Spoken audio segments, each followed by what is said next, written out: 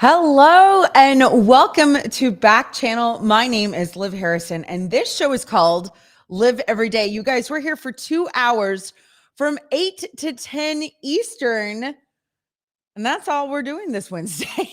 What's so great is that this is called What the What Wednesday. We just had the wonderful Haley and Allison. Here on Backchannel, we have 12 hours worth of programming, live programming every single day starting at 6 a.m. And that's your two wonderful, hilarious comedians out from the UK. Haley and Allison, they were coming to you from England from 6 to 8 in the morning. And I got to hop on at the very end and just say hello and all the things. Now, after me are lots of shows. Today, it goes to Get On Up with Jam and Renee, and that's from 10 to 12. 12 to 2 is the Anthony Davis Show. 2 to 4, your pal Hal, and 4 to 6, Mario Smith with The Drive. So really fantastic 12 hours worth of amazing programming. And all of you wonderful, beautiful people out in the world, good morning. I want to hear everything that you're doing, everything that you're drinking. I am drinking coffee. I'm going to do it right now. I've got a big pot. We've got 2 hours worth. So here's the thing. You can hop on and talk to me through a chat. Now, if you are listening on your Alexa device, I don't know. Everybody says that if I do say her name, everybody goes crazy. If I don't say her name, nothing happens. Great. So whatever. You know her name, okay? Alexa. If you say her name, and you're like, hey, open Backchannel, she'll be there. If you're listening on just the device, if you're listening on the Echo Dot, if you're listening on the app, if you've been here, you know these things. Okay, fantastic. So you can go to backchannel.tv and type, and I can then talk to you. It's like a live chat. Now, if you've got an Echo Show, you can talk to the device itself and say the magic word, which is say, and then like whatever you want to say. So if we're playing a game and you want to say, Alexa, say the answer is rhinoceros, then you can do that, which is kind of crazy and exciting. So anyway, that's really cool. But you can also be on YouTube and you could be on Facebook. Also, sorry that my hair is kind of like wonky today. It is what it is. You guys, let's cheers. Let me know what you're drinking. Good morning. Good morning. All right. So here is the deal. We're going to start off with what we celebrate every single day. And what I think we should do is that I'm going to try to get this working on my computer. I'm having a little bit of a funky thing with my computer right now, but I'm going to tell you what's going on and see if we can make it work anyway. For whatever reason, the link that I have is not working. So I'm going to try to see if I can see what Anna's saying to me and talk to you guys at the same time. I have absolutely nothing on here but my random show. So let's just start with that. Let's celebrate every day. Today should be the best day of your life. And I'm going to tell you why. Because it's National Celebrate Pizza Day. That's the greatest thing ever. I flipping love pizza. I know you're not supposed to. I know at some point you're supposed to get refined taste and like other things, but I don't. I mean, I like other things, but I really love pizza. It's also National Toothache Day. That's probably trying to get you ready for, I don't know, I almost said Halloween, Valentine's Day, and then it's Bagel and Lox Day. I have so many questions about this because first of all, I don't do bagel and lox. I really don't. So I don't know what to do about that. I could just have bagel day. I mean, I think that that's okay. You know what, Anna, I'm going to ask you, let's see if you can email me a new link. The link that I have says it doesn't even work at all. So I can only read you from far, far away on the computer. I can't read you, friend. Hopefully you can hear me. I'm hoping that you are, I hope you're listening. I hope you can hear me. Okay. So National Bagel and Lox Day. I feel like if you're not a lox person, you can take that part off and just have bagels. I feel like that's okay. You know what I mean? So I vote for that. As far as National Pizza Day, I need to know a couple of things. What do you like on your pizza? What kind of crust do you like? Let's start there. I'm a deep dish kind of a gal. Apparently, a lot of people are not. And especially, I think people are shocked by that because I love New York City. I go to New York a lot. And they're not known for their deep dish. They're known for the like thin, like foldy kind. And I'm just not into it. I'm into the thick. Give me a Chicago. Give me a Detroit. Is there thick pizza in New York? I don't think so. And I'm just a cheese kind of gal. I'm not going to get into the pepperoni. I'm not going to get into the other toppings. I just like cheese, period. Like that's it. So that's kind of what my thing is. I'd love to know, and we'll see if I can read what Anna writes, which is far away. But if any of you are there, which I can't tell, you can come in and tell Anna what it is that you like, what kind of pizza you like, if you like it with a lot of sauce, what kind of thickness of crust you like, what kind of toppings, all the things. And I want to know what it is. I also want to know, do you eat bagel and lox? Like, is that a thing that people do? I mean, yay. Good morning, Nathan. I can see that he says, good morning, beautiful. He writes the same thing every single day. Let's see if I can move my desk up. Maybe I can move my desk and I can read better. Hold on, guys.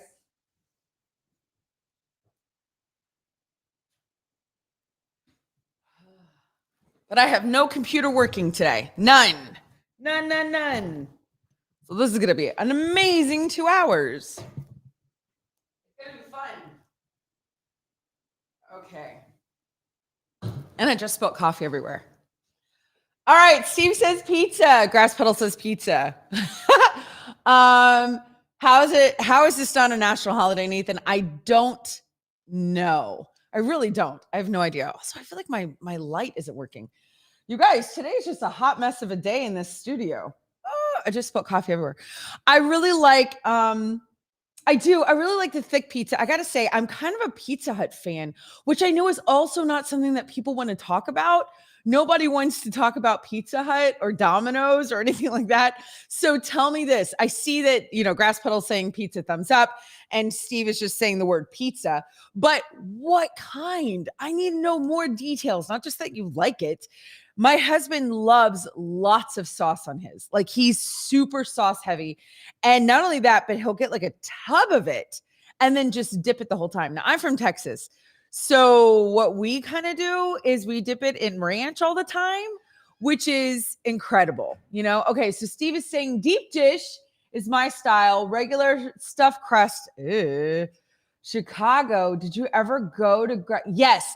So that's true, Steve. When I was in Chicago a few years ago, what was that, 2019? And I'd asked you, I said, oh, I don't know where to go eat for pizza in Chicago. And Steve came out of nowhere and gave me so many suggestions. And I did. Where was it? Oh, Steve, it was a place that you told me that it's kind of like a little bubble of a pizza. Like it's a little bloop, like it's a little balloon. Do you remember the name? I'll have to look it up. But yeah, so anyway, that was the most, it was not good. I got to be honest, Steve. Everything else you told me was fantastic, unless I went to the wrong place, which is totally possible. Grinders? No, I don't think I went there. I don't think so. Okay, Grass Pedal. I just see whatever is popular in the area. So does Peru have pizza? Is that something that Nathan just left? And I should have given him my computer, actually. If he comes back, Anna, if you could text Nathan and tell him to come get my computer and see if he can get it working, that'd be fantastic. I didn't even think about it because he was here and I was talking to Steve. I didn't go to Grinders. That's not where you told me. That's not where you told me to go. I'll show you. Listen, Steve, it's not like we've texted that much in our lives. I'll let you know where you told me to go, friend. But that wasn't it. It was something else.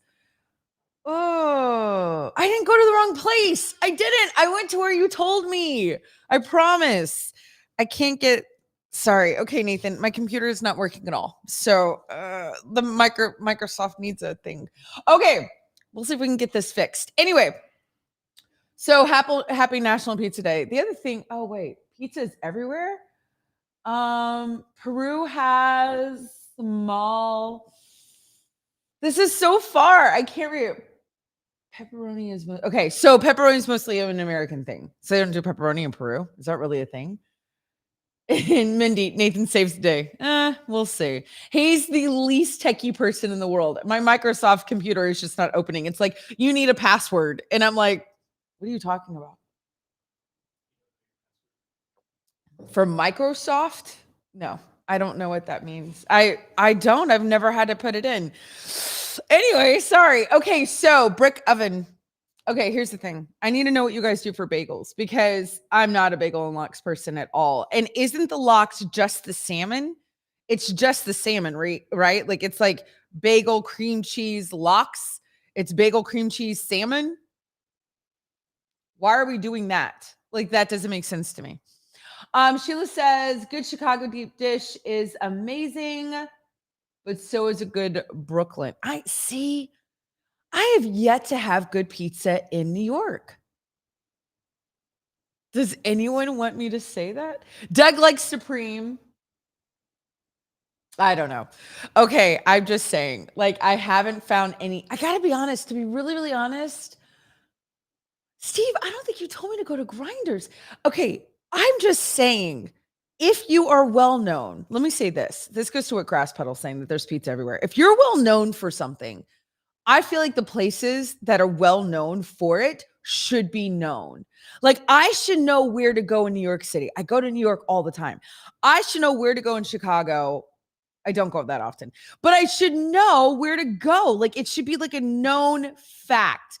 You are here. You should eat here. I've yet to have good New York pizza. I'm serious. It just hasn't happened yet. So I need to know about your bagel situation. Steve, you're killing me. I'm telling you. I need to know about the bagels. Nobody's answering me. I used to like everything, but I don't think I do anymore. Thank you. Nate, can you fix the light? Now that I'm so close, I'm going to back it up. Nobody needs to see this much. I love that. I wish y'all could see Nathan right now. I wish everybody could see him. He would he would die. How did you fix my computer? You're not a. Did you just call me that on TV? I called you a moron? You are the worst techie person ever. Can you, I don't know, can you like kind of fix it a little bit? It looks great. All right, guys. Nathan fixed it. Does everyone want to say thank you to Nathan? Yay! I did shut it down and turn back on, Doug. And then my Microsoft computer went crazy and it was like, we're not turning back on. You need a secret computer. Thank you, Nathan. Thank you, Nathan. He fixed it. All right, Anna. Hi. I'm typing it right now. Thank you, Nathan. I mean, geez, that would have been a long 2 hours. Woohoo. Thank you, Nathan. Is he wearing Scooby-Doo PJs again? Nathan is so not a Scooby-Doo PJ kind of a guy. Good morning, Stacy. Having Rice Krispies for breakfast. Good deal. Now I can read all your comments. Doug's saying, have you ever had taco pizza? I have not. That sounds delicious.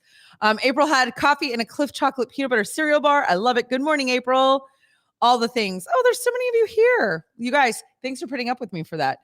Grasswell says, any super floppy, greasy pizza from New York is awesome. Brooklyn has a bunch of new places. I just don't agree. Listen. Nobody wants to talk about bagels. This is, I think, really funny. Minnie said, hi, Logan. First time on the show. Hi, friend. Good morning. Minnie said, recently we had a place open up here, Boston pub style pizza, laced edges. What does that mean? I don't even know what that means. Boston has a type of pizza? What is a laced edge pizza? Doug says there's actually a bagel pizza. Well, like bagel bites. Yeah. I mean, that makes sense. Yes. Stacy says yes. He absolutely loves you. Your husband is wearing what I like. He's not wearing Scooby-Doo. Steve, bagel bites are good snacks. Let me say this. Bagel bites are always a brilliant idea until you actually make them and then you're eating them and then you're like, these are never as good as I want them to be. You know what I mean? Like you're like, the pizza rolls and bagel bites. Oh, how funny. Okay, go ahead. Okay. Peter says, I'm a pizza snob. It's all about expectations. Mindy says the cheese goes all the way to the edge and caramelizes because it's baked in a pan. Mindy, always changing my life. You guys, did y'all know this about Boston? Oh, Stacy says, I love Scooby-Doo. Got it. Sherry, hello. First time to the stream. Listening out in Oklahoma. Logan's listening out in Indiana. Guys, y'all can join the chat by going to backchannel.tv. All right, let's see this, Anna. Pizza is a beloved food in America. Did you see? Okay, wait. Keep going. All right, fine. She's like, don't read this whole thing. Number 1, Chicago. Okay, we all know. Okay, yeah. Regional pizza from Chicago is what? It's a sky-high stuffed pizza style. Oh, it's so good. Bottom and top crust. Holy smokes. Compared to a casserole or a pot pie, listen, I fly this stuff in. Can I fly in your Boston pizza, Mindy? Nathan says, just so we're clear, my wife is brilliant and way smarter than she lets on. I am not good with tech. I love that he's going to write this. Also, maybe it's because I'm wearing my St. Joseph shirt and he looks like a hero. Praise be to the Lord. Nathan. Okay, so Chicago does deep dish. Detroit does a deep dish. Here's my question, Mindy. It sounds very Detroit-y. Detroit kind of goes out to the side and it's very caramelized. I also get Detroit pizza shipped in. Anna, is that what it says about Detroit? That it's just kind of like, I'm all for anytime cheese does anything, I am absolutely here for that. I mean, it's crunchy, buttery, caramelized exterior. Yes. Cast iron. Yes. Emmy Squared is located in Brooklyn, New York. I've had her shipped in. It's okay. It's their Detroit style. Yeah, Emmy Squared is fine. Sicilian pizza. Stacy loves pepperoni. There was a place in Ohio that Peter loves Detroit style. There was a place in Ohio. Do you guys know what I'm talking about? Anna, keep going. I want to see what Boston says. All right. You know what? Here's what we'll do. I want you guys to tell me where in Boston I should ship in pizza.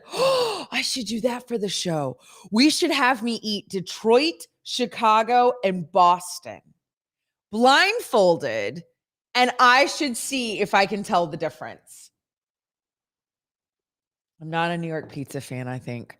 Okay, I'll tell you what the deal was. Grass Pedal says Detroit is too Sicilian for me. I don't even know what that means. St. Louis has a pizza? This is too much. Nobody knows this. Doug says that sounds like a good contest. I want to totally do that contest. Oh, yeah, Detroit does Provel cheese. They're very into their Provel cheese. That's true. California has a thing. Yeah, but I mean, nobody goes to California for pizza. Quad Cities, but that's the same as like, I don't know. Stacy says Glen City, Missouri has pepperoni pizza. Well, that's good enough. Rhode Island. There's not one human on the planet. What is that? Strips are the style in Rhode Island? Strips of pizza?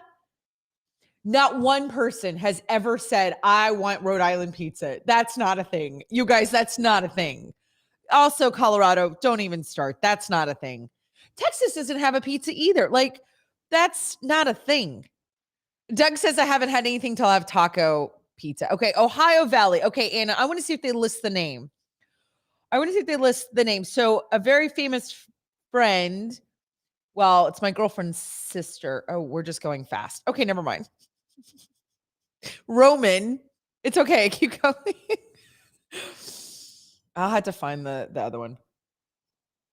You all have a lot of opinions about this. New England, nobody cares.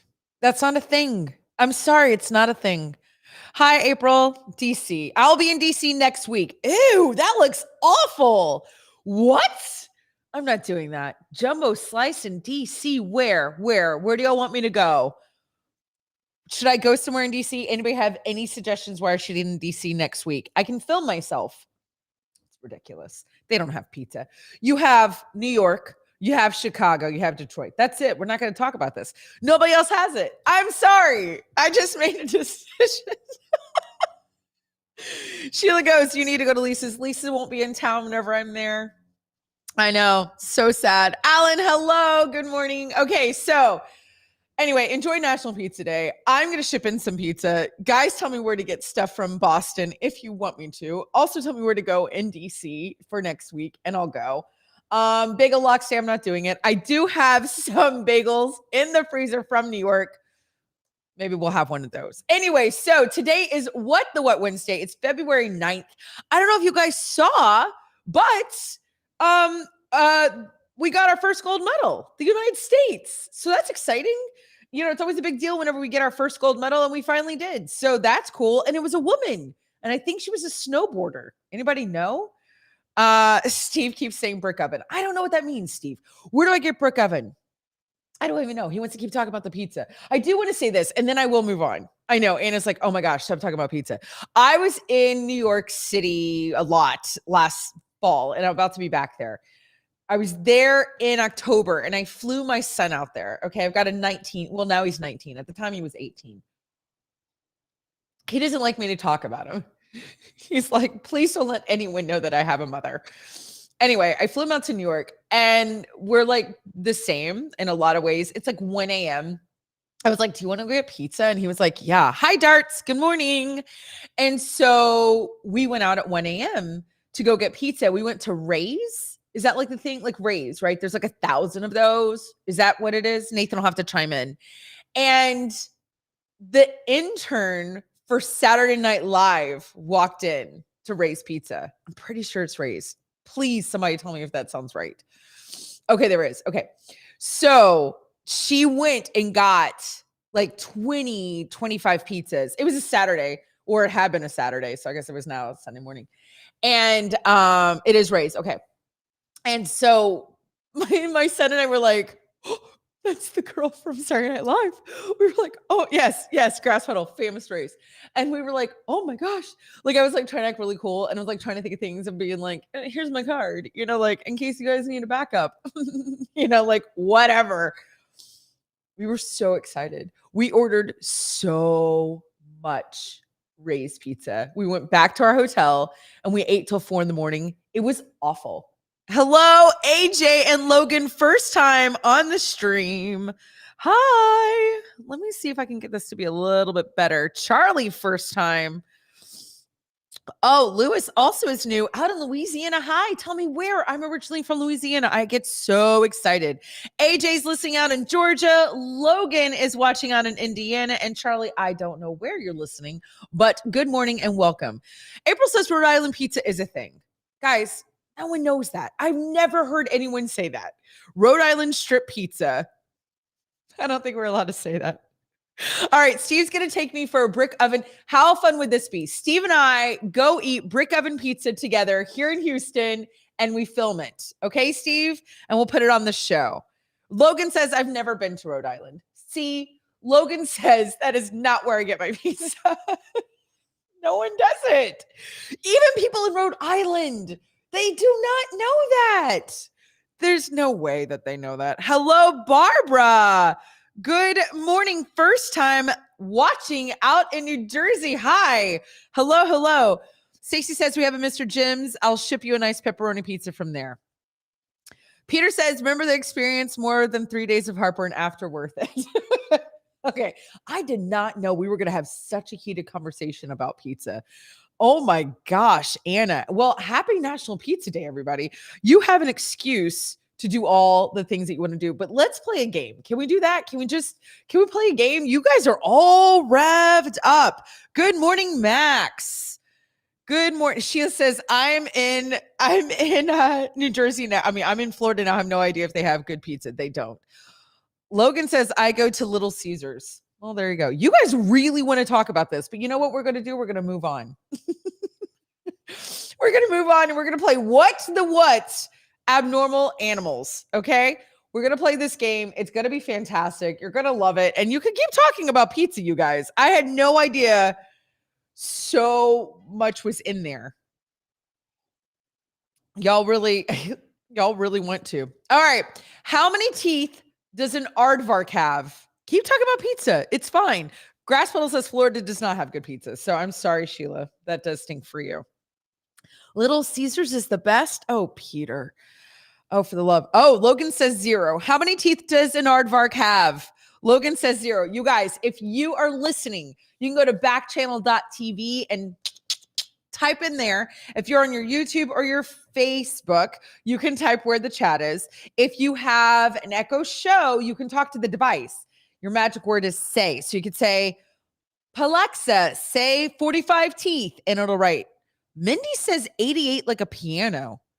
Piano has 88 teeth? Keys. Got it. Stacy says 0. Logan loves aardvarks. That's a matter of opinion. Oh, Doug says we have Pajalis in Bowling Green, Ohio. Grass Puddle says Little Caesars is great for super cheap pizza. I could not disagree with y'all more. No way. Little Caesars is not as good as y'all think it is. How many teeth does an aardvark have? Jeffrey, good morning. First time listener out in Pennsylvania. Peter says depends on if he has gum disease. I'm going to say an aardvark has. Wait, I'm thinking of an anteater because they have the big long tongues and they eat all the ants. Yeah, Logan says no more pizza talk. That's fine. Okay, Stacy says let's concentrate on the game. Everybody, we're on the game. 32 teeth says Doug. I feel like 20. I don't know why. Maybe 22. I'm feeling like in that, like a Taylor Swift situation.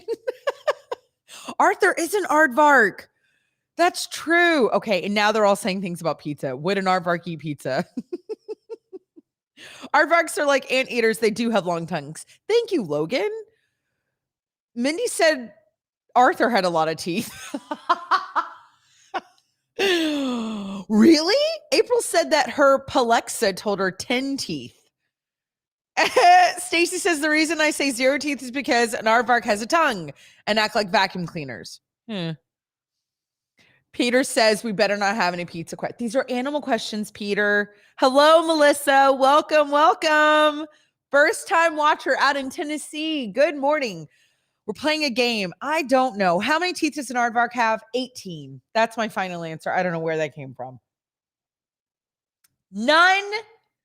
Oh, no. Logan says aardvarks can dig 2 feet in 15 seconds? How do you know that? Oh my gosh. That's incredible. Are you Bendy Irwin? Oh, geez, Louise. Grass puddle. Pizza could be an animal. I was trying to make Grass Puddle my friend. I kept DMing him and he was like, I'm good. I was like, let's chat and be friends. And he's like, it's enough to get through your show. Mindy says, I blame PBS. Fake news.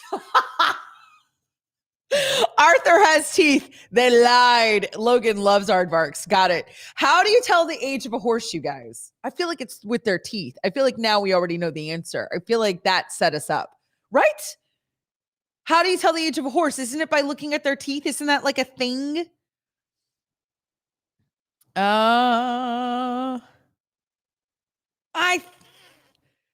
Grass puddle, cut it open and count the rings. Logan, I'm not a horse person. I think Stacy says with her teeth. Peter says check the teeth. Don't look a gift horse in the mouth. What does that mean? I know we say it. Mindy says teeth. But what does it tell us in the teeth? Like what? Like what are we looking for in their teeth? I don't know. I think it's their teeth, but I don't know what. Doug says count the teeth. You don't brush your teeth. I brush my teeth. I don't brush horses' teeth. That seems awfully scary. Steve wrote by their hoofs. It's teeth. Anna, do we know why or like what? No, horses do not brush their teeth. I don't know how we know. I think we count them. Is that what it is?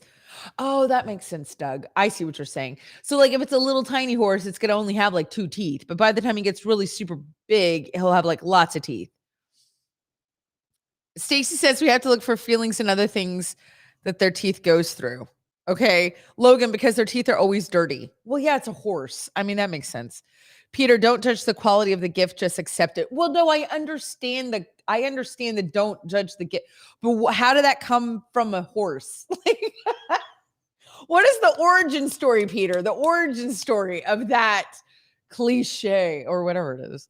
All right, what ailment kills the most fruit flies? What ailment kills the most fruit flies? A squirrel, Logan says. Pete's Steve, you made me ink. Good thing pizza doesn't have teeth. Y'all are enjoying this, aren't you? You're enjoying getting me all fluffy. Grass Puddle says old age. Fruit flies live what, 24 hours? Don't they live 24 hours? I'm pretty sure April says Peter behave. That's not happening. Peter's being okay, actually. It's Steve. Everyone tells Steve to behave. Mindy, dehydration. Wait a second. Anna says, don't let them derail you. You've got this. I probably wasn't supposed to read that out loud.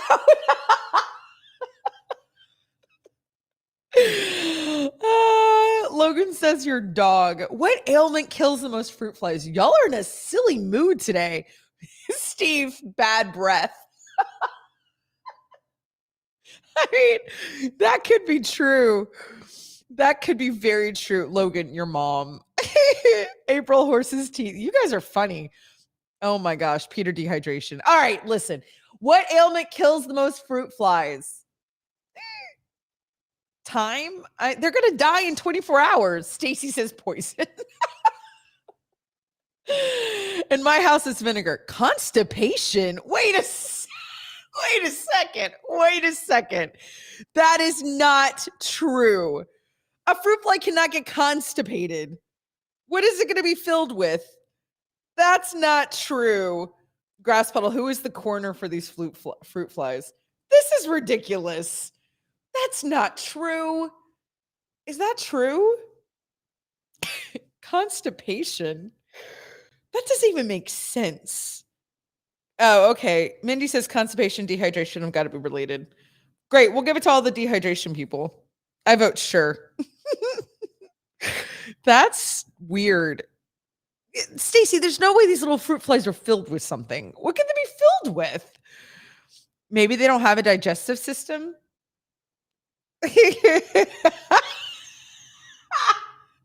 Mindy, there's a sentence I wasn't expecting to type.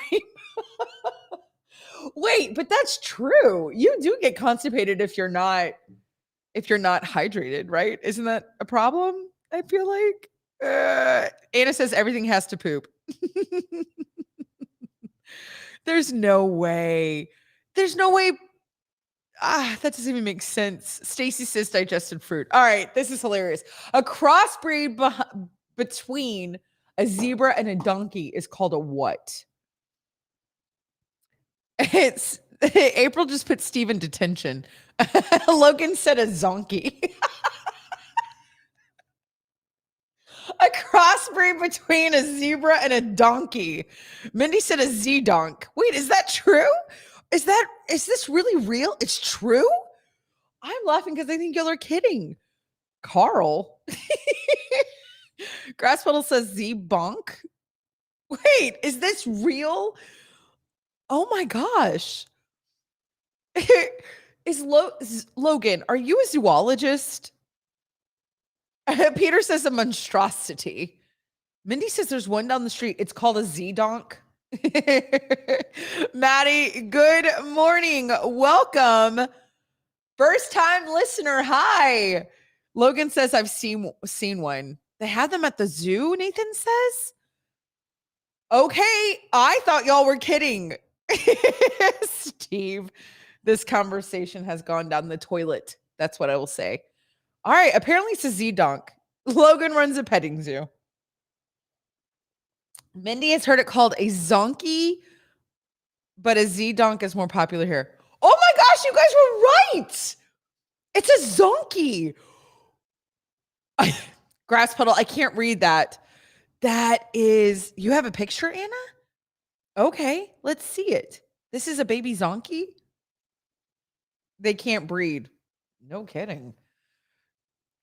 There's Grass puddle. I keep reading your thing. Oh, he's so cute. What a cutie pie. Those of you looking, it's like a striped donkey.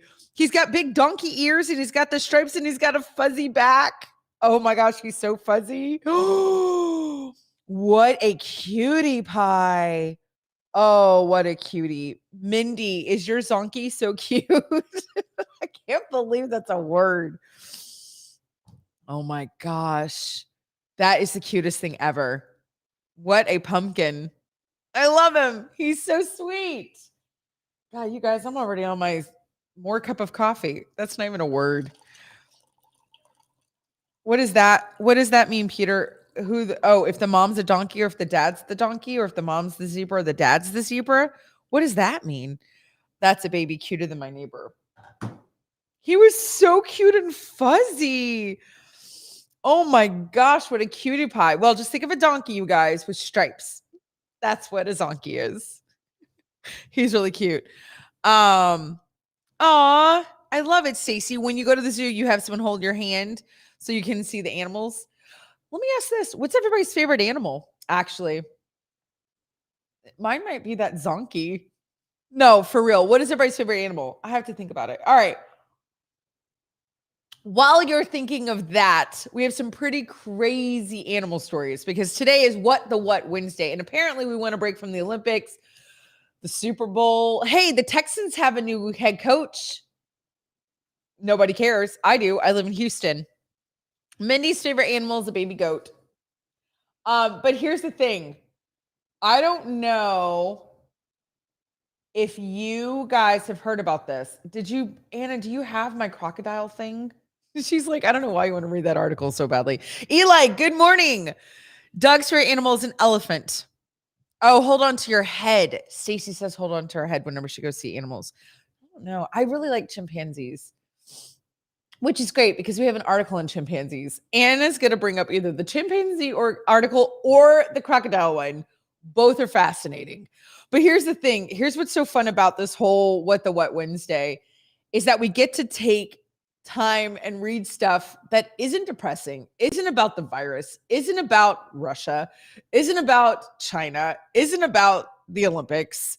You know what I mean? And just kind of like have a good time reading about things. Noah, hello. Good morning. First time listener out in Texas. Yay. I love it. Anna says,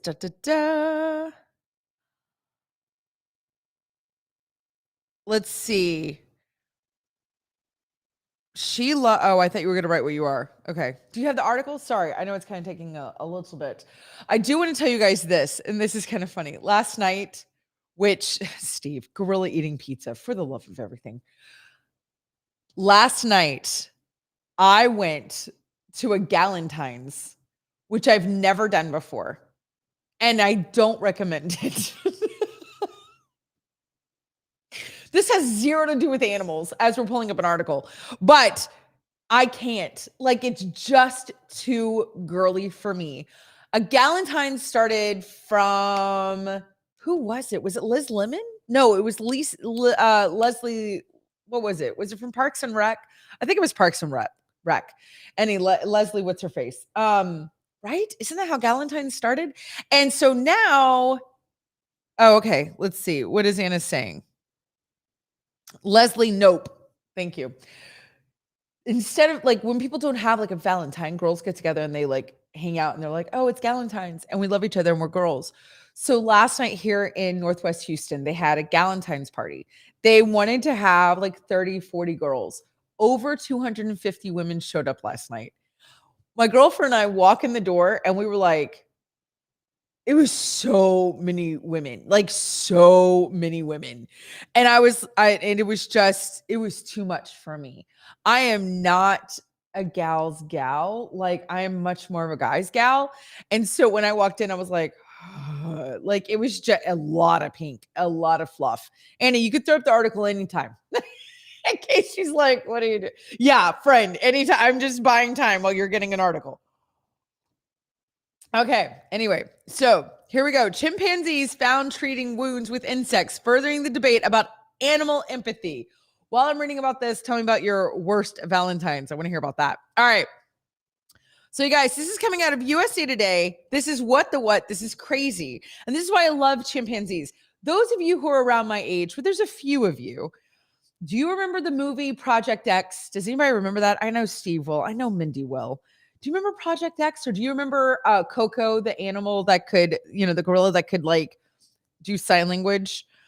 Okay, so it's been long known that chimpanzees are evolving in a smart species, but have they learned to use their own medicine to treat wounds? One study says that they have. Chimpanzees are catching insects and placing them directly onto a wound. Yes. Grass Puddle, the one with Matthew Broderick. Exactly. That's such a good film. Chimpanzees are catching insects and placing them directly onto wounds, according to a study in Current Biology. Scientists analyzed the behavior of chimpanzees in the West African nation of Gabon and noted the animals treat their wounds and the wounds of others using insects. Also, it was with Helen Hunt, wasn't it? Project X was it Helen Hunt? Scientists analyzed behavior in chimpanzees in West African nation of Gabon. I just read that. The act was first noticed in 2019 in an adult female chimpanzee named Susie, who placed the insect on her son. She caught an insect in the air. Okay, let's just take a second for that. Placed it in her mouth, squeezed the insect, and placed it on her son's wound, according to the study. Oh, thank you, Grass Puddle. It is a young Helen Hunt. Such a good movie. If you want to see a great movie about chimpanzees, watch Project X. Also, you will cry. Also, it'll make you want a cigarette because they give cigarettes to the chimpanzees, and you shouldn't want that. Okay, keep going, Anna. Mindy, I had a donkey go down with laminitis. Our goose defended her until the vet could come out. It was pretty cute. That's adorable. See, they probably all have way more empathy than we do. Researchers found chimpanzees were soothing others' wounds, not for the benefit in the act of empathy for others' pain, but not for their benefit, but in the act. Okay, in an act of empathy for others' pain. Okay, I see what they're saying. Simone Pica, a biologist for the University of Osnabrück in Germany and co-author of the study, told the New York Times that they were acting with the quote welfare of another being in mind. With every field site, we learn more about chimps, Pike told the Times. They really surprise us. Jojo, first time watcher out in Pennsylvania. Hello. Hi. Steve, Mr. Miyagi caught insects with chopsticks. So Mindy lives on a farm. Mindy, do you believe that keep going in it, that animals do have empathy? Like obviously you witnessed it with the donkey and the goose, but do you believe that they do? And everybody else, those of you who Logan says he has a dog, but do you guys think that animals have empathy? Maddie, hi, first time listener. Good morning. Logan says, of course they do. Stacy said I had a boyfriend named Jojo. Okay. All right. Let's see. It takes a lot of trust to put an insect in an open wound, Pika said. They seem to understand that if you do this to me with the insect, then my wound gets better. It's amazing. Although the scientists cannot determine what insect was used. See, that's what I'm interested in. Because what if they know stuff that obviously we don't know, like has magical powers, like certain insects? Oh my gosh. Why can't we figure that out? We can get people to space, but we can't figure out what insect is in the chimpanzee's mouth. Come on. I feel like we're just not trying hard enough. The bug may contain anti-inflammatory substances that have a comforting effect. Okay. Insects are known to have various medical properties, and researchers will need to do more work to detect and study the insect in question. Oh, I know, Mindy. That's true. You did sell your farm last year. Grass Puddle was the insect constipated. It was Tinkerbell. Y'all are in a silly mood. Jojo, hello. Hi. How are you doing? Watcher out in Pennsylvania. So there you go. Mindy had a farm a long time ago. She doesn't have one now. And she thinks that animals have empathy. I do know this. I've had my little puppy for a year. A year? A little bit, no. Yeah, a year. Year and a half. he for sure knows when I'm sad. You know what I mean? Like he for sure comes over and just lays on me and is all soft and cuddly. Like, is that empathy? Or is that called reading the room? I'm not really sure. He's never gone and like brought me something, you know what I mean? To like make me feel better. Now, I do have a really cute story about my daughter, and she's a person, but when she was really, really tiny, really, really little, like a baby, she would suck her thumb and she would rub her neck. And she did it from the beginning. Like she was like 3 months old and would suck her thumb and rub her neck. As she got older, like we're talking around 6 months, and my degree's in human development. So this I found really, really fascinating. Around 6 months to, I mean, through her toddler years, like, I mean, through basically maybe up to when she went to school, if you got hurt, she would rub her neck and then rub you where you were hurt. Like, obviously showing a correlation between, I feel like this is soothing and this makes me feel better. So now I want to take this and make you feel better. Does that make sense? I thought that was a really high level of empathy. I thought that was really fascinating. Mindy says the way goats acted when one was birthing was pretty sweet. Like they would hover nearby and want to peek in. That's cute. Jojo, yes, empathy. I'm a pet sitter and I see it all the time. Interesting. A pet sitter? That's so cool. Oh, okay. My daughter says she was actually 2 years old. Whatever. Still, the fact that she did that, I think is absolutely fantastic. I think it's really super cool. Empathy is not a trait that everything has, which I know like Logan was saying earlier, like, of course I have empathy, but like humans don't have empathy. You know what I mean? So we've talked about this on the show a few times. Empathy is a trait that people have or don't have. And you can also have it on a spectrum. You can have people that are super empathetic, and then you have people that are not empathetic at all or low empathy skills. I mean, Mindy is a therapist, and I promise you she deals with this all the time. It's Steve. They're just hanging around waiting for the pizza to be delivered. The goat, Steve, is that what we're talking about? Oh, Stacy, your sister took care of you when you had a tummy ache. That is very sweet. That is very, very kind. So, Jojo, I would love to know an empathy story from animals. But yeah, that's my best empathy story about, like, I think it's interesting, not that animals and kids are the same, but kind of like in the same mind level. You know what I mean? Like a 2-year-old is kind of probably, I'm sure, the same level as like, I don't know, like my dog. So it's not like they can sit there and have a full thought. So I find that really interesting when you see animals or when you see little kids and they are expressing empathy and adults don't. So anyway, there you go. Kind of what. But out of the article that we just read about the chimpanzees using the insects, I find the most shocking part of that article is that we don't know what insect it was. I just feel like that's ridiculous. I feel like that is something we could absolutely figure out. Eli, good morning. Hello, hello. Oh, Stacy says that when she has a tummy ache, her sister puts her puppy dog on her tummy to make her feel better. That's about the cutest thing I ever heard. You guys, so much fun. You all are on, like, y'all are on a roll today. You guys have so much energy and you're so jazzed. Who knew National Pizza Day was going to be the day?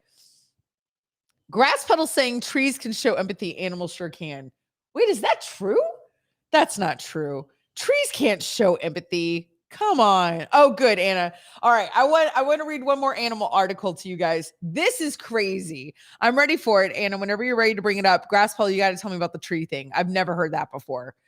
Okay, let's do the figure skating article in the next hour. Absolutely. Okay, you guys, this is crazy. There's a crocodile in Indonesia, okay, that has had a motorcycle tire stuck around his neck for years, and he finally got free. Listen, he's fine, so we can laugh about it. It's a what? 13, I don't know what that means. 13.12 foot? Whatever. 4-meter crocodile was found around the island of Zwalsli. I don't know. And he had a tire around his neck for 6 years. First of all, who started recording when the tire went around the crocodile's neck? Like, there's so many questions I have in these articles, which I know is not the point of the article, but I want to know who was the guy 6 years ago that was like, crocodile with a tire, check. And then they like I don't understand. Despite local residents' concern for the crocodile's well-being, capturing the creature was a challenge. Even a local resident named Tilly, who ended up removing the tire from the crocodile's neck, had failed 2 attempts before he was able to capture the reptile. What? The 35-year-old resident told the outlet that he used a basic trap made with a rope tied to a log. His bait was live chickens and ducks. Quote, I caught the crocodile myself, Tilly told Reuters. Is it Reuters? Is that how I say that? I was asking for help from people, but they were scared. People were skeptical about his desire and the ability to capture the crocodile. The outlet reported that Tilly tracked the crocodile for 3 weeks before finally getting it caught and sawed the tire off of his neck. What the what? The crocodile was returned to the wild on Monday. Wow. Local authorities offered a reward in 2020 for anyone who could remove it from the crocodile's neck. Though Tilly told Reuters, is it Reuters?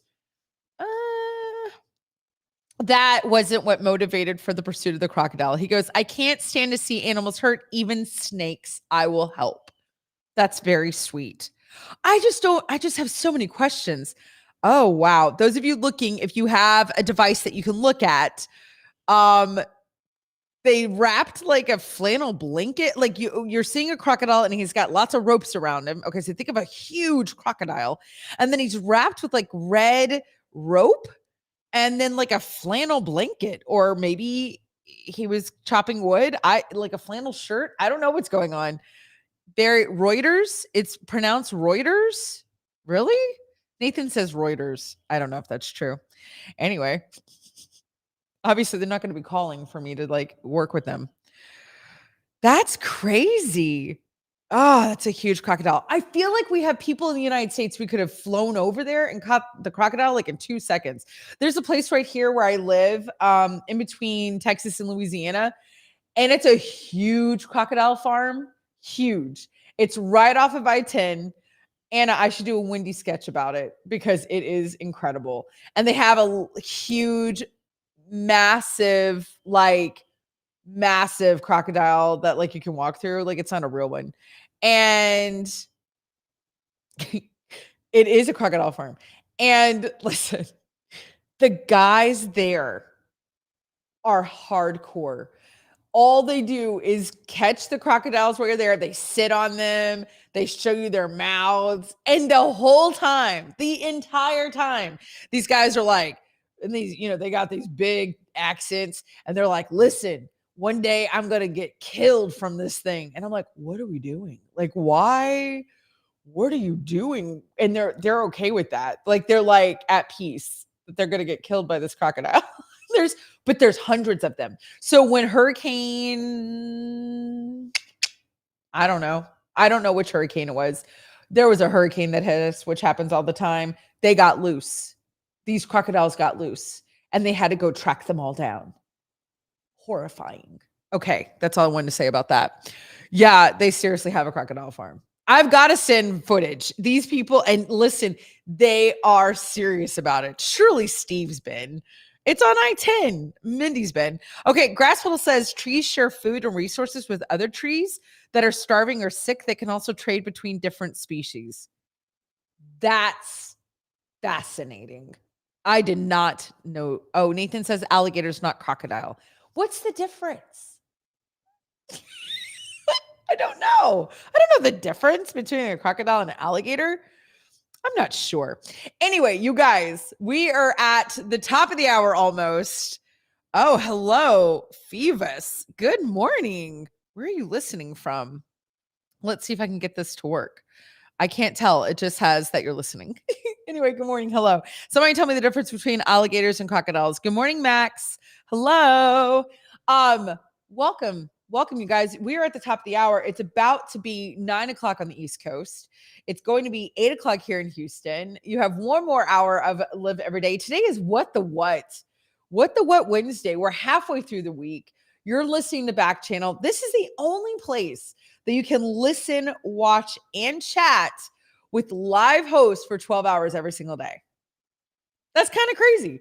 So Those of you who are here, who are always here, thank you for being here. I don't know. I think this has been really fun, and I love that we are making a little community. And those of you who are new here, welcome. You're welcome in our community. We are not exclusive. We are an inclusive group. Nathan is saying crocodiles are much more dangerous than alligators. That's it. That's the big difference. Like, I'm sorry. If an alligator or a crocodile are charging after you, you're not going to be like, which one are you? Are you more dangerous? No one's going to say that. They're going to be like, oh my gosh, like so many things are running after me. Okay. Well, Anna says I should go to the crocodile farm and interview them. Okay, the alligator farm, whatever it is, and go interview these guys. What did Grass Puddle say? We're going to just talk about pizza the whole day today. Alligators prefer thin crust, crocodiles prefer deep dish. Nobody wants Rhode Island pizza. I can tell you I learned that today. That is not a thing. Rhode Island pizza is not a thing. Somebody from Rhode Island, hop on your Alexa device and tell me that you eat pizza in strips. Also, that sounds weird. So I'm saying no to that. Where do they keep the crocodile to the barn? No, you don't understand, Doug. There are hundreds of these alligators, hundreds of them, and they're massive, massive. Alligators are more friendly. Guys, they're not friendly. These things will kill you. Like they will just kill you. These guys get on top of them and open their mouths and they like talk about like the body parts they found. These are not nice things. And they live with them. It's the most fascinating thing in the world. That's why they're on I-10. Okay, we're going to move on. Anyway, so you guys, let's kick off and start something else. Like, I don't know. Are you guys ready to play a game? Can we play a game, Anna? Or do you want to read the Oscars thing? Wait, is the Oscars really happening? Oh my gosh, it's February. Oh my gosh. Whoa. Wait a second. I don't think anybody cares anymore. I really don't. Okay, let's chat Oscars because I had no idea. I am a huge movie person, like massive. And I know nobody likes the award ceremonies. Nobody likes to watch famous, gorgeous people who have plastic surgeons living on their buses get awards. I don't mind. I really don't. Like, it doesn't bother me. If I had a job where I got an award, I'd be like, heck yeah, I'm going to wear a dress. I'd be all about it. I mean, I don't know. I just think it's kind of like one of those things, you know? Why not? Doug says, I don't care about the Oscars. Does anybody care? Does anybody care anymore about the Oscars at all? Anybody in the least? I'm going to read this to you because I think this is interesting. Listen, there were a couple of things that came out this year that I think is worth noting. And it can make it a little bit closer. And I want to know if you've seen any of these shows, if that's possible. Can you scooch it a little bit or not really? And maybe not. Jacqueline, hello, first time watcher out in Florida. Okay, this might be it. You're gonna find a different article. Oh, it's okay. I can make it work. Jojo says, yes, I care about the Oscars. My side job is working in the film industry. Jojo, where do you live? I don't understand. You're in Pennsylvania? Wait, what's your side job? I need details, Jojo. Where in Pennsylvania are you? Stacy, I hurt my left hand on Monday. Oh, friend, I'm so sorry. Now, a lot of us saw the movie Tick, Tick, Boom. And you can see, well, I guess this was announced. I don't know when this was announced. Usually I care. And I'm like, oh, the Oscar, like it's going to be announced. Outside of Pittsburgh, I've done over 42 movies as an extra. Jojo, no way. What? That's amazing. That's incredible. My son lives in Pittsburgh. That is so cool. Wow. Way to go. Can we see you in anything? Do you have an IMDb? Anna, you can just put up the other article. It's okay. Like we can just move on. It's really fine. Yeah, we'll just make it work, friend. Liv needs to talk to Hal about the Oscars, Grass Puddle. Yeah, from what I can tell, Hal is into stuff like I am. I mean, like in this kind of stuff. Ooh, this is harder to read. Yeah. Okay, so Best Picture. Belfast, which I have not seen, and I am a huge Kenneth Branagh film lover. I love him as a director. I love him as an actor. I I really do. My favorite Kenneth Branagh is Much Ado About Nothing. Flipping love that movie. So Belfast is this film, and I have not seen it yet. Has anyone seen it? There's Coda, Don't Look Up was nominated for Best Picture. That's shocking. Drive My Car, Dune. Listen, everybody was really into Dune when it came out. King Richard, which I have not seen. I got to say, I think I was a little turned off by Will Smith being in it. It seemed really Will Smith heavy, and that's not really my scene. I got to be honest. Licorice Pizza is supposed to be phenomenal. I haven't seen it yet. I really want to see it. Nightmare Alley, haven't heard. The Power of the Dog is supposed to be fantastic. I'd love to see that film. And West Side Story, still haven't seen it. Anna, have you seen any of these? Guys, have y'all seen any of these? So let's talk about Best Actor. I want to hear about the movies that you've seen. Javier Bardem in Being the Ricardos, which I watched. Wasn't thrilled about it. It was not that great. I got to be honest. Benedict Cumberbatch and The Power of the Dog. I will have to watch it, and I'm a huge Benedict Cumberbatch fan. Andrew Garfield and Tick, Tick, Boom.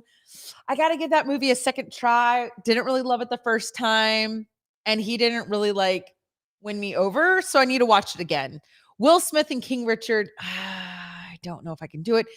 Denzel. Who doesn't love Denzel Washington? The Tragedy of Macbeth. Have you even heard of that? Best Actress, Jessica Chastain, The Eyes of Tammy Faye. I flipping love Jessica Chastain.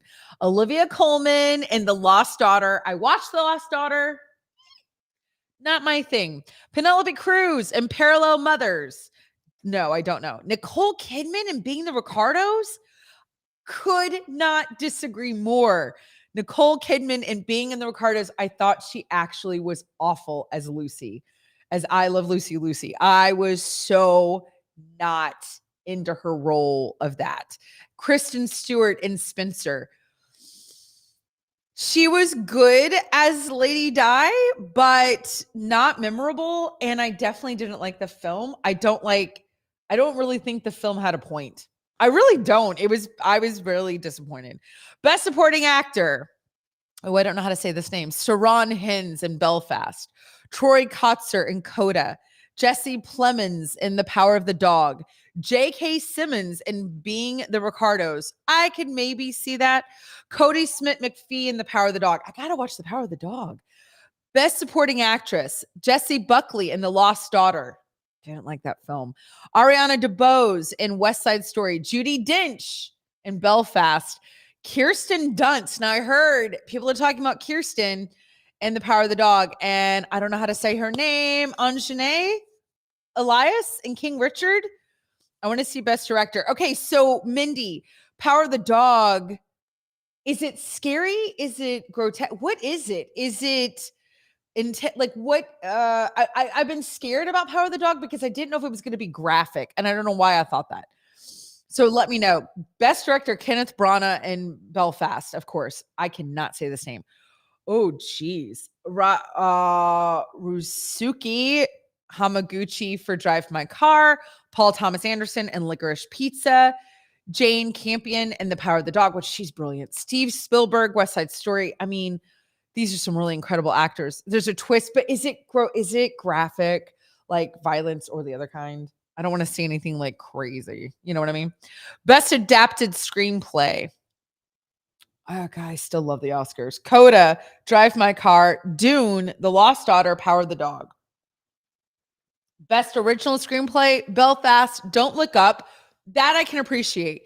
King Richard, Licorice Pizza, The Worst Person in the World. Interesting. Best Documentary, Ascension, Attica, Flee, Summer of Soul, Riding with Fire. Best Animated Feature Film, Encanto, which tomorrow on To Tell the Truth or Tell the Truth Thursday, I will tell you my opinion on Encanto. I will give you my opinion. Flee, Luca, The Mitchells versus the Machines. That is a great film. Raya and the Last Dragon. Best International Feature Film, Drive My Car, which is Japanese. Flee, which is Denmark. The Hand of God, which is Italy. Yana, which is Bhutan. The Worst Person in the World, which is Norway.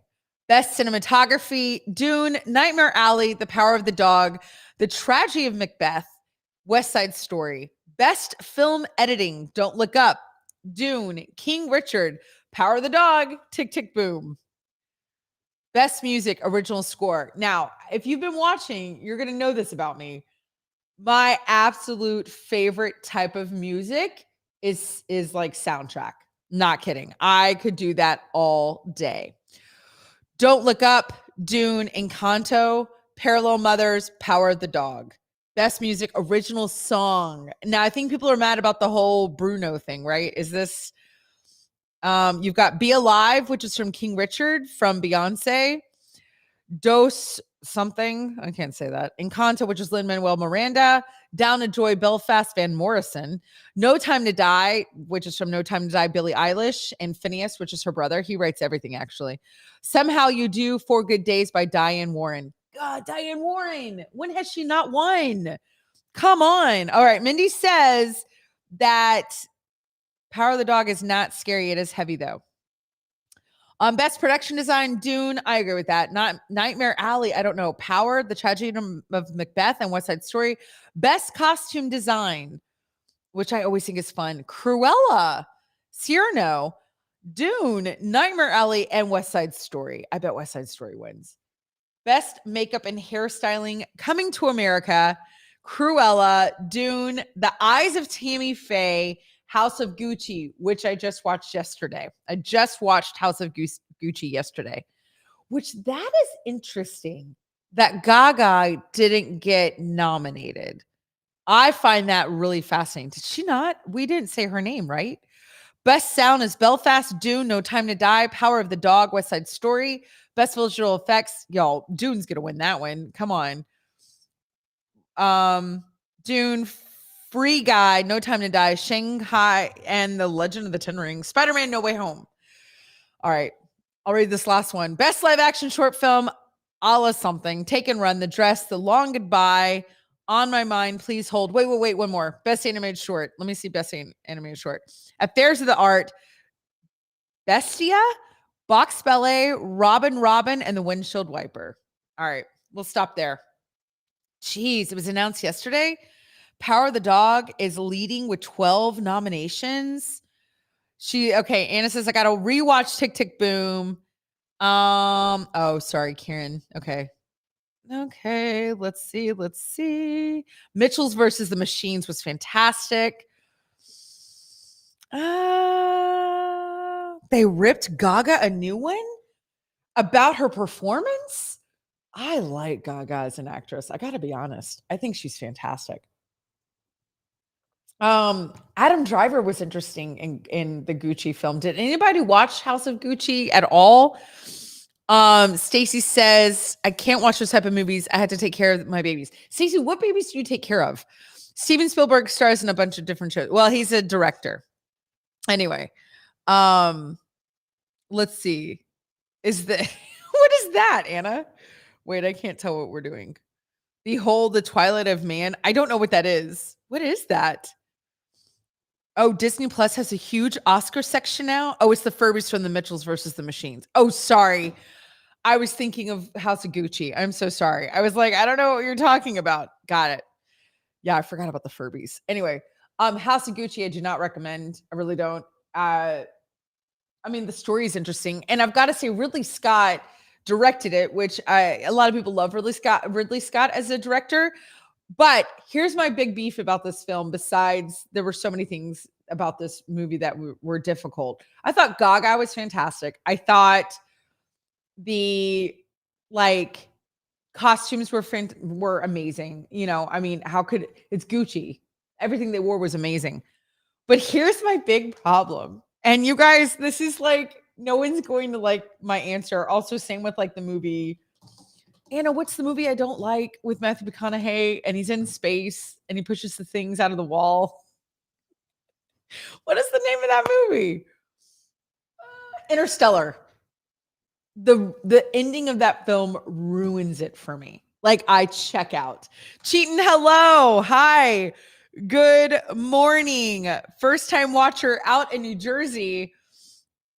Here's the thing. End of House of Gucci. because it's a true story, they start writing the actual stuff, like, how they do that. They're like, oh, and now, Patrizia is now works at a Blockbuster in Oregon and only eats Rhode Island strip pizza, like whatever. They write all this stuff at the end. They did it in white text, and it's so teeny tiny. You can't read it.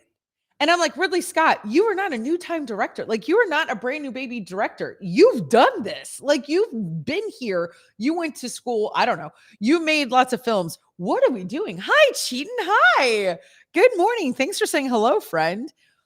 That really bothers me. I'm like, don't do that. Like, you had us go through this whole film. You got us invest in these people. We know it's a true story. And then we're like this. And it goes really, really fast. Do you know what I mean? Does that bother anybody else when they have things to tell you at the end of a movie and it goes too fast and it's written too small? That's my thing. I was so mad. Thank you, Cheatin'. Happy National Pizza Day. Thank you. I love that you know that that's what we talked about for at least a half hour on this show. Blaine, good morning. First time listener out in New York. Hello. We were just talking about pizza and everybody was like into the New Yorkie thing. You guys, we're going to play a game. Let's get into something that is going to take our minds off of the Oscars. Nobody seems to care. I care. Hal and I will have to have a conversation about it, but I do. I care deeply about the Oscars. I think I always will. It's just my thing. I don't know why.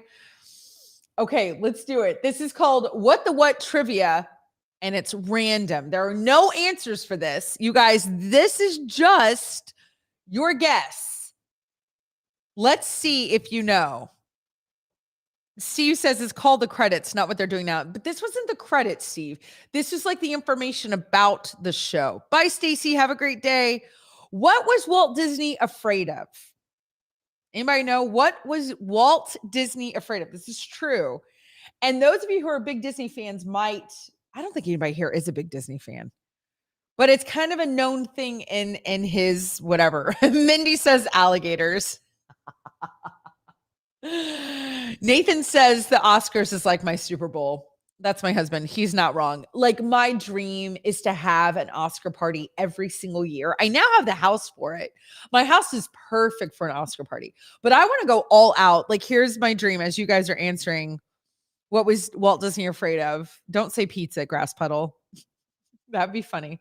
I want to rent a limo and people have to come through the limousine and there's like this big, long, like red carpet. And I have like photographers and people look like, whatever. Oh, Jojo, you have to go. It's been a pleasure. Please come back. I'm here every single morning at 8. Your time, 8 Eastern. Okay, friend, I'm so glad you were here. Cheaton says he was afraid of mice. Steve says Walt Disney was afraid of his wife and Mickey. Like being friends, or like he was afraid of his wife, he's afraid of Mickey. Does anybody know what was Walt Disney actually afraid of? Oh, Anna, let me tell you this. Anna's talking about House of Gucci. I didn't realize it was Jared Leto. I totally forgot. Walt Disney we need more people from Pittsburgh. I know. Grasspello, you didn't even say anything to JoJo being from Pittsburgh. You guys could have been friends. You don't want to be my friend. You could be JoJo's friend. I have no idea. What is Walt Disney afraid of? I do know. Hi, Doug. Good morning. But I'm a big Disney buff. Pittsburghers, mice. Walt Disney. So Cheaton said mouse. Am I saying her name correctly? So I would say mouse counts. I think that counts. What was Disney was afraid of is mice. Isn't that fascinating? Although I don't think that's like shocking to anybody. That's not how I say your name. Would you tell me how to say your name? I do not like mispronouncing people's names. Your name is like super important. You know what I mean? Like that's important to people. And so I take that very seriously. All right. What is the number one seller item at Walmart? Now, if this were Disney World, I could tell you that answer easily, but I won't say that because Anna, you could use that for a trivia thing. What is the number one seller at Walmart? I can't tell you the last time I was in Walmart. Oh no, but I want to know how to say your name. Can you not spell it out for me? Shayton? What is the number one seller at Walmart? Doug says a computer. Grass Puddle says frozen pizza. Mindy says water. Anna, we got 100 messages on Restream. Woohoo! I don't know if that matters. Steve says pizza, and it depends. No, Steve's saying pizza and depends. Steve, you're the worst. Nathan says hand sanitizer. What is the number one seller at Walmart? I want it to be something crazy. I really want to know how to say your name because now I'm going to mispronounce it. Cheating. I don't know how to say your name. Bananas. Number one seller at Walmart? I'm going to say ammunition. I am. I feel like it's something with like camo or like, you know what I mean? Does that seem crazy? Okay. Cheating is totally asking. You're asking your device, aren't you? The number one seller at Walmart is bananas? That's crazy. Also, where in New Jersey are you? I go to New Jersey all the time. I'll actually be there at the end of this month. On the 26th, I fly in. Mindy says, whoa, that is shocking. That's shocking. Also, I don't believe that. There's no way. Police officers in Washington you're in Newark, New Jersey? Nice. That's where I'll be flying into.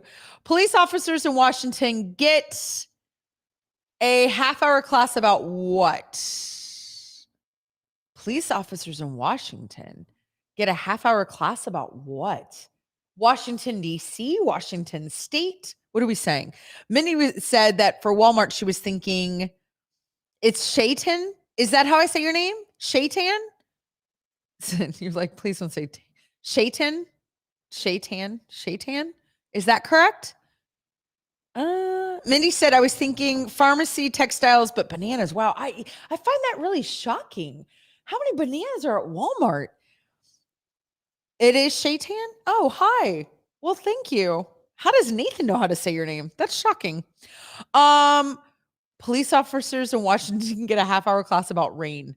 That's funny. That could be true. Or the different branches of government. If it's Washington, D.C. officers. Because I wouldn't know. I'd be like, I don't know, legislative, I don't know. Judicial. I have no idea. That's too funny. I guess Steve might be asleep. I don't know. Grass Puddle isn't playing.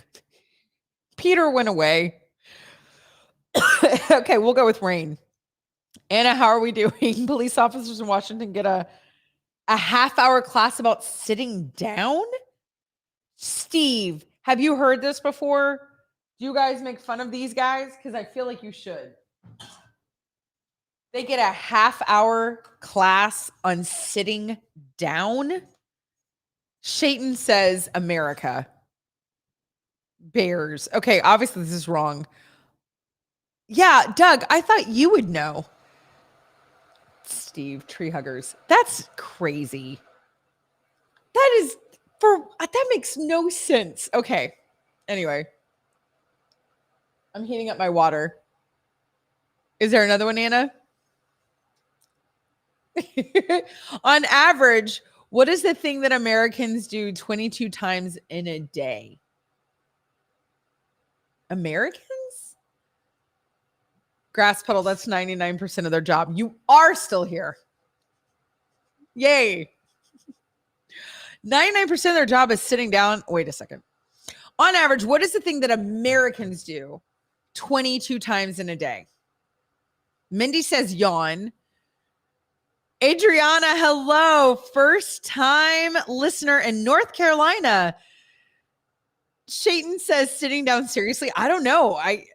Doug says use the restroom 22 times in a day. There's no way Americans go to the bathroom 22 times in a day. Like, come on. Steve, I'm not reading that. You guys are ridiculous. Nathan says, argue politics. Shayton says, eating. Well, that could be true. We do have a little bit of a problem. I mean, we're kind of known for that. Obviously, maybe it's sitting down. I don't know. I wanted to say swallow, but that's not American per se. That Americans do? I have no idea. I'm literally trying to think of what Nathan could be right. Argue politics. I don't know, Anna. What is it? What do we do 22 times a day that other people obviously don't do? Open the fridge. Shayton, you win. You said eating. We open the fridge 22 times a day and we want to know why we have a problem in this country? Ooh, what color is the black box in an airplane? I feel like it's red. I feel like the black, bye Mindy, bye sweet friend. I feel like the black box on an airplane is red. Am I wrong? Is that something that is true, not true, maybe true? Which I don't know why it's called a black box. Maybe it's black inside. But I say, how is that possible? Also, you have to think about this. The fridge also has water. It has all sorts of things in it. Susan, first time watcher out in South Carolina. Hello, welcome. Nathan says it's orange. Doug says it's black. Grass Puddle says yellow.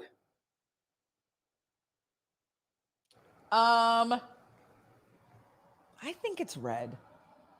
If you're going to have to try to find this thing, I think it's going to be a bright color. I don't know why I think red. It just makes sense to me. Anybody else? I don't know.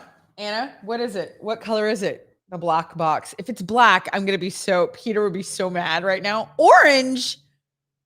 Nathan, did you know that? How did you know that? That's crazy. Steve said pink. Really? Like, is that a thing? I had no idea it was orange. I would have not known that. You guys, that was crazy. Anna, thank you for always making us smarter. Okay, we have a great article, and I've been wanting to read. It's about figure skating. Can we bring that up right now? Because it seems amazing. I need to know, now that we're a little bit, yes, Shayton, it does record the events of the crash. Absolutely. But I didn't know it was,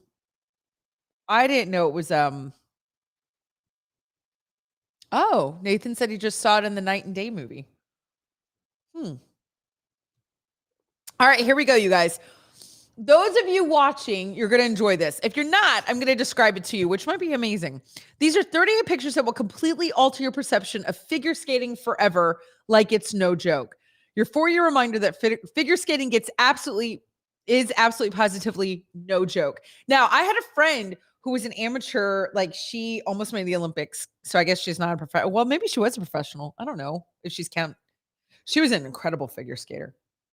Okay, so here we go. Here's the article. Every 4 years, I feel like it's my duty to remind the world that figure skating is the most athletic, and physically wild sport in the world. Number one, first of all, this guy literally chucked a whole woman. I mean, for real, look at this photo. Like he just like poof, like he just threw a human into the air and we act like it's no big deal.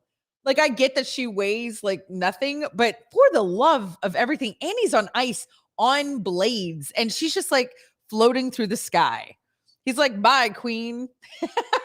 He doesn't even look stressed about it. Do you remember, what is the film, you guys, with the ice skating and they say toe pick? Does anybody know what I'm talking about? Toe pick. And her face. Are you guys looking at this? Her face is like, yee, I'm dead. This is hilarious. I also want to plug Margot Robbie in the greatest film of all time, which is called, what is it? Call Me Tanya. It is so fantastic. Max, good morning home. Good morning. What does it say right above? Oh, this photo is, The Cutting Edge. Thank you, Steve. You guys, you need to watch The Cutting Edge. Fascinating. Thank you, Grass Puddle. Cutting edge. I'm bringing back all these 80s films. Thank you, Sheila. I'm bringing back all the 80s films. What is the name of the Tanya Harding film that Margot Robbie's in? Is it called Call Me Tanya? I Am Tanya. My Name is Tanya. What is the name of that? This is fun just to see if you guys know, because I don't know. Right now, if you're looking at this photo, this is ridiculous. The guy is on one skate. The girl is not even on a skate, and she's completely horizontal, going in a circle. She's 2 inches from ice, 2 inches. And she looks like she's fine. Like, no big deal. Like, guys, no, I Am Tanya. It is I Am Tanya. Okay.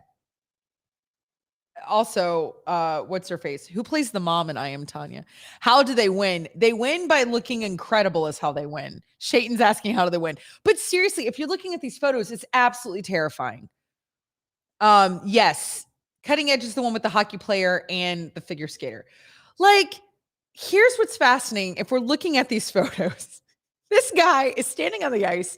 He's on his back heel. He has this woman by one hand. She's flying in the sky. Like, have you ever held up anything with one arm? And he's holding up an entire person. Same with this next photo. She's just in the air, not touching anything. He has her by one arm, and he has his other hand behind his head. I got to agree with this article. They do not get enough credit for what they do. Also, they toss the guys toss the women into the air, spin them around in the air, and then catch them. What are we talking about? Like, I know everybody thinks that figure skating is a female sport. Like, oh, that's such a girly thing to watch. I'm sorry. This is athleticism. This is absolute athleticism. It's just insane. It really is incredible. These pictures are absolutely glorious. I don't understand. Oh my God. Y'all, this woman's face is 2 inches from solid ice. Also, these are blades. You do realize that, right? Like, these are ice blades, and they just fling around all the time. I can't. This is definitely something you've got to look at. Those of you who can, you've got to put. Nathan says Nathan Chin is insane.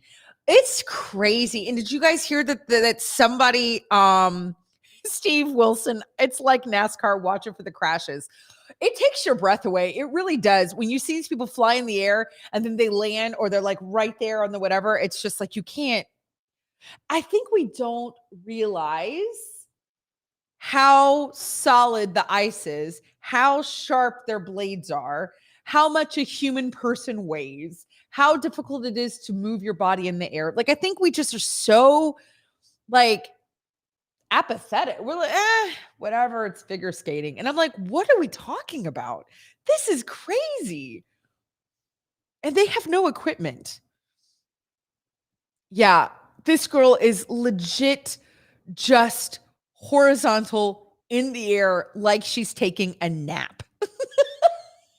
And the guy is going to catch her. Also, how about how far they can throw people? There's a picture right now. This guy threw her, and she is 7,000 feet away from him. Like, and she's spinning and looks beautiful while she does it. I can't. I just don't understand. It's a lot. It's a lot to comprehend. One of the women did a quadruple what? I almost said quadruple bypass. She did the thing. She did 4 times in the year, and it was like a big deal. First time in the Olympics that's ever happened. She did 4, whatever it was. Mike, hello. Good morning. First time watcher out of New York. Keep going, Anna. Yeah. So here's my point. This photo right here, it's a guy holding up a female, right? Like, they're ice figure skaters. Her blade is legit inches away from the back of his skull, and he's just flinging her about. Surely there's been major injuries that have happened on the ice before. You know what I mean? Like, there's got to be stuff. Oh my gosh. It's really crazy. He's holding up this woman with one hand. She's in the sky holding her leg. What are we talking? Quadruple bypass on skates. I watched that. What is it called? It's called a quadruple what? Sow cow? I don't know all the terms. This is crazy. So crazy. What the what? Like, okay, and we're going to end with this one. Last one. This guy's holding up this woman by the back of her thigh. By the back of her thigh. First of all, is that even a place you're supposed to hold people? And he just has her up in the sky. And she's just like, whatevs. Like, it's no big deal. I can't. You guys, what the what? Listen, there's also a great article out there that is just absolutely shocking about Bridgerton. I don't know how many of you are Bridgerton fans. I kind of need to know because it's coming out, I think, in April. Is that right? Is it coming out in April, season 2? And we've kind of talked about it on the show. A lot of us who don't watch, which everybody was like, oh, it's Games of Thrones for, what did we say the other day? That it's Games of Thrones for women because it's a little racy. It's a lot racy. And I think for those of us who don't watch this kind of racy stuff, watching Bridgerton, we were like, what is happening? Because it was pretty intense. The scenes also, they're beautiful, so it was hard to not continue to watch the season. So a lot of people were like, I got into it and then I didn't know what to do. But you guys, look at this. Those of you who are Bridgerton fans, this article this is about how the whole concept of Bridgerton has brought up a conversation about courtship. And I remember back in the day, golly, I guess this was the early 2000s when what are their names? The Duggars. Do y'all remember the Duggars? They have 19 kids and they used to have a TV show and they were really, really popular. And they were really well known because their kids and them would talk about courtship and courting. And I think the rest of us were like, what the heck is that? Like, who even knows what that is anymore? This isn't 1812. So there's this whole concept about how, and I think I've talked about this on the show, there's this great documentary called The Dating Project. Nathan's going to have to tell me if I'm getting that correct. But it kind of brings into the conversation about courtship, about actual dating, about what this actually looks like, because now we're in a season in the world where we have the hookup culture. It's a really fascinating documentary because what it talks about is how people in their, well, I guess they could be any age, who are participating in the hookup culture actually are more nervous and have less skills on asking someone for a cup of coffee and having a cup of coffee with them than hooking up with them. And hooking up does not mean kissing. So what they're finding really fascinating is that people have lost the narrative, like they've lost the script on how to court, how to date, how to interact with each other. Okay. So what this article is talking about, which I haven't read the whole thing, but I think it's going to be interesting, is that this is kind of like Bridgerton meets The Bachelor. Okay. Which is taking this concept of courtship and this concept of, well, we've known each other 3 seconds, whatever, we should get married, kind of one of these things. And they're doing a new reality show, a new dating show. This is NBC, and it's going to be called The Courtship. Okay. It's coming in March.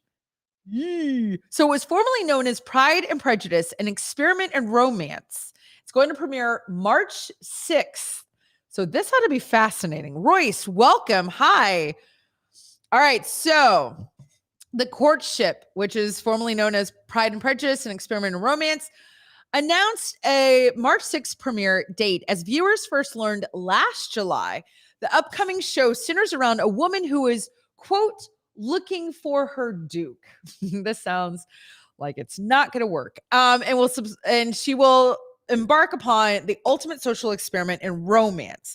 Taking a page from season 1, the premiere of Netflix's Bridgerton, The Courtship will follow a group of eligible, hopeful suitors, and they'll be transported to a Regency style England as they compete to win the heart of our heroine and her court.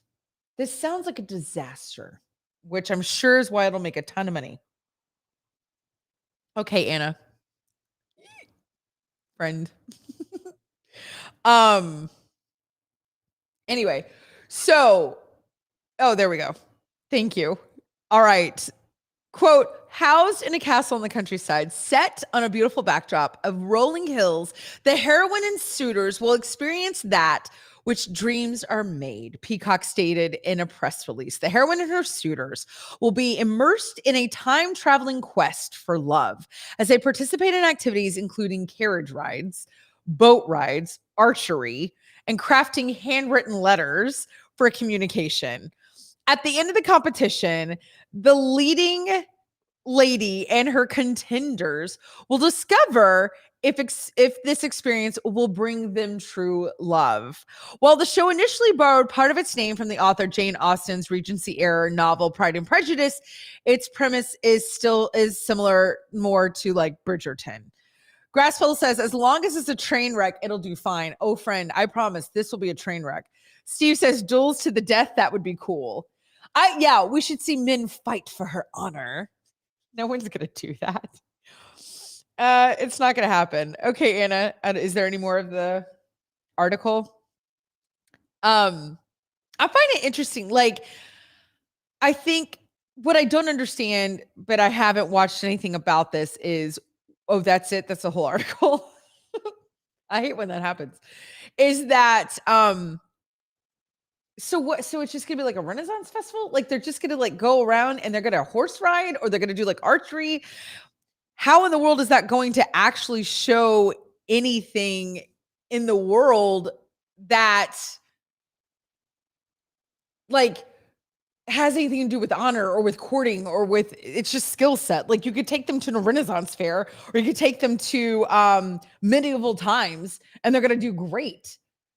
I don't understand how it's any different than the other stuff, because really and truly on The Bachelor, they do a bunch of games. They do a bunch of things that they already have to like prove certain stuff. I just feel like they're just changing what they have to do. And maybe they're going to be wearing costumes. They're probably just trying to go on the whole Bridgerton thing, I'm guessing. So I don't think it's going to do very well, in my opinion. Now, last thing I wanted to read you guys, I think this is really interesting. This is about Las Vegas. And I wanted to ask, how many of you are big gamblers? Here in Texas, we have buses that literally drive people over to Louisiana so they can gamble. How many of you are gamblers? Like you like to go to the casino, you like to go. I have a friend that was just in Atlantic City. Like this is their jam, because a lot of people go to Vegas and sometimes it's for gambling. Sometimes it's for, the show. It used to be for the shows. It used to be for like the restaurants, but I don't think that's really what it is anymore. I think it's kind of more of like, I don't know. To be honest, I'm not really sure. Anna, do you have the article about the slot machine in Vegas? What's really interesting about this is that most people don't like Vegas. They don't like who runs it. They don't like the casinos. They think that they're just taking your money, that they're just doing all the things. Oh, gotcha. So, oh, I did not. Anna, all of your scroll is just coming through. I didn't read all the things about the skating. But here's what's really cool. The other day there was a tourist who was in Vegas, okay? And this is kind of a what the what. I don't know about you guys, but my favorite films with like Vegas casinos are probably not the ones that have anything to do with Vegas. I mean, like anything to do with like the casinos themselves, like the movie Casino or like the movie Honeymoon in Vegas. My favorite Vegas film is Rain Man. Isn't that dumb? But I find it so interesting because it's really focused on like the casino scenes, because you're watching them actually use and kind of go to town on the whole Vegas vibe for what people don't like about Vegas. And I always found that really, really interesting. Also, Oh God, You Devil. Does anyone remember that movie? I love the Vegas scene in that. Okay, so Steve says yes, Vegas casino takes your money. Duh. But listen to this. This guy, a slot machine in Vegas malfunctioned and didn't tell a tourist that he won. The gaming board actually tracked this guy down to give him his money. Okay, so the slot machine malfunction at Treasure Island, which that's not my favorite, I gotta be honest. Treasure Island Hotel and Casino. A tourist in Vegas hit the jackpot on the slot machine last month, but he was never informed due to a malfunction of the machine, according to gaming officials. Now, after an exhaustive search, so say what you want about the Nevada gaming officials, they found him. They identified him, and he won almost $230,000. First of all, I'm playing the wrong slot machines. I got to be honest. I did not know you could win that much money on a slot machine. That's insane. On January 8th, a man later identified by officials as Robert Taylor played a slot machine at Treasure Island Hotel. Due to a communications error, according to the gaming officials, the slot machine malfunctioned and did not notify Taylor or casino personnel that he was a winner. Grasspole says the only time I've ever been to Vegas was for work. I'm guessing you didn't get to play any of the games. Steve says shows and restaurants are cool. People watching is awesome. Totally agree with you, Steve. I always forget to gamble when I'm in Vegas.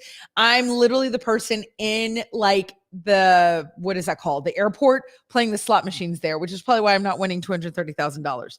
To identify the winner, gaming officials combed through hours of surveillance videos of several casinos, interviewed witnesses, shifted through electronic purchase records, and even analyzed rideshare data provided by the Nevada Transportation Authority and rideshare company, according to a news release. The jackpot winner was determined to be Taylor, a tourist from Arizona. Quote, the Nevada Gaming Control Board is charged with the strict regulation of the gaming industry, the protection of the gaming public, and ensuring that the industry benefits the state of Nevada, said James Taylor, chief of the board's enforcement division, in the news release. I commend the agents of the enforcement division, particularly Agent Dan Nuqua, I don't know how to say his name, for ensuring that the public trust in the gaming industry remains strong by spending countless hours over 2 weeks to ensure that the patron is awarded his winnings owed to him. I got to know, are you shocked by this? Are you shocked by this? If you were to guess, would you have thought that the Nevada gaming officials would go to this much length and strife and man hours to find someone who won on a slot machine? Anybody out there? I find that shocking. I really do. I can't believe that they actually cared that much. There's got to be a reason why. I mean, but still, 2 weeks? And at what point do you then just say, we can't find the guy? And everybody be like, well, at least you tried. So we don't know if they tried or not. You know what I mean? Like, it's not like it's something that we would know. All right. I'm going to finish out the hour with our incredible list of kitchen items. We started this yesterday. It's kind of a game. It's kind of we get to know each other. It's a little interesting. It's one of my favorites. We call it yay or nay. So we're going to put up these kitchen items. This guy says that he's a professional kitchen guru, chef, home cook. These are the items that he says you must have in your kitchen. I want to know, do you agree? Yay or nay? It's a really simple game. If you're on backchannel.tv, you can chat there. That means if you're listening on your Alexa device, if you're on the app, if you're on the Echo Dot, and you don't have any place to type, you can go over to backchannel.tv and chat there. If you're on Facebook, YouTube, you can chat right there. If you've got a show, an Echo show, we don't have a lot of people on the show today, but you can talk to it. Max, Doug, I think that's all we've got. Oh, Sheila. And that makes it easy. All you have to do is say, Malexa, although that's a terrible thing to say, but call her by her name. And then the magic word is say, and then you continue. Grass Puddle wanted to know what number 13 was, and here we go. It's a Meson carbon steel pan. If you're tired of your nonstick pans eventually starting to stick on you, this one will last forever. No lies. Kim, hi, welcome, friend. First-time listener out in New York. Marshall, first-time watcher out in Alabama. Hello, hello. So carbon steel skillets certainly aren't the same as nonstick ones, but they can develop a legit nonstick coating over time through proper care and seasoning. I did not know that. That is something I did not know. Just like a cast iron skillet. I had no idea. The great part about a carbon steel pan specifically is that they're much easier to use than cast iron. Also did not know that. They weigh significantly less and they're pretty much mirror your non-stick skillets in form and function. Steve says no, nay. Mindy says nay, I'm skeptical. Grass Puddle says a pan, hot take there. Doug says yay. So look at this. Before using it, if you have a device, and then when you see it afterwards, it's like getting a coating on it. Here's the last thing that this guy says that he'll say about these pans. Unlike non-stick, you can seamlessly move carbon steel from stovetop to oven, which makes them a perfect choice for cooking a multitude of things like perfectly seared chicken breast and frittatas. You can buy a 10-inch pan from Meissen for $75 and an 8-inch for $65. I'm literally going to buy those today. Wait, Anna, hold on. Go back. Thermo Pop Insta Read thermometer. Okay, apparently this guy is obsessed with this thermometer. Do you use thermometers in your cooking? Because I don't. Also, I wanted to ask everybody here, especially because the guys are still here. Because this makes me think of meat, right? Because isn't that when you is like with meat, right? Is that the only thing? I don't know. Oh, you can scroll, Anna. I can read the rest of it. I want to read what he says, but I feel like you're just going to use this for meat. So y'all need to let me know yay or nay. Let's see. Okay, Mindy says she does. The great thing about this thermometer is that it'll never lie. The temperature you read is an actual temperature. It's very accurate. Okay, see, I've used many meat thermometers over the years, and let me tell you, for the price, this one is the most accurate out there and can normally register the temperature in less than 3 seconds. Restaurant quality thermometers sell for about $100, but for most home cooks, a $35 price tag on the Thermopop can't be beat. It comes in a lot of colors. There you go. Grasspole says instant thermometers are useful. Doug says yay. I want to ask you guys, what is the best? Let me know. I don't care about price. I'm asking, what is the best grill out there right now? I remember when everybody was really into the big green egg. I remember when everybody was into the Traeger. What is the ultimate grill? I want to know as we're looking at this. Okay, number 15, large steel mixing bowl. He says, I know this is incredibly basic, but let me assure you, having one of these handy is a lifesaver and to your cooking. What? Okay, keep going, Anna. Why? Why? It's just a steel mixing bowl. Oh, wow. He's very serious about this. Every cook needs a big metal mixing bowl. I will die on this hill. That's fascinating. There's nothing more frustrating than tossing a salad, Chris Rock, or mixing up some dough in a bowl that is just not big enough for the job. With this bowl, that problem is a thing of the past. Mindy says she has a green egg. Steve says gas grill, griddle, pellet grill. All are must-haves, and I do. Really? Okay. Is there a company? What do y'all think about the steel bowl? Is that really a thing? He says, I admit that my mega-sized mixing bowl isn't the easiest item to store, but there's pros that far outweigh the cons. He said, I've never had to shout, I wish I had a bigger bowl for this. That's an interesting hill to die on. How big is that bowl? He says, grab this bowl through Amazon for $21. Okay. Mindy says, yay. Number 16, the Cuisinart Mini Prep Food Processor. I'm going to go ahead and agree before I even read this. And let me tell you why. I threw mine away and I'll never do that again. It is fantastic. It's so small and tiny, and it is the best thing. You throw in some garlic, you throw in some onion, done in a heartbeat. Oh, Steve says no on the bowl. Interesting. You can pull it up, Anna. Keep going, friend. Food processors are huge and they are great. You've got to have a food processor in your house. It's just, you have to. But the mini one, I totally agree. See, mincing garlic or onion in like 3 seconds, and it doesn't make you smell. You know what I mean? You can get one for $50. Super nay. Grass pedal, what? You don't like the mini processor? I'm so for this one. This is so a yes for me. I totally agree. I use it for yes, salsas, sauces, all the things. I'm so for this. Totally agree. What is the lady doing to that watermelon? I don't know. Minnie says we use our NutriBullet for that. Yeah, but isn't it going to make it smell like for the smoothies? Is that a thing? Amanda, hi.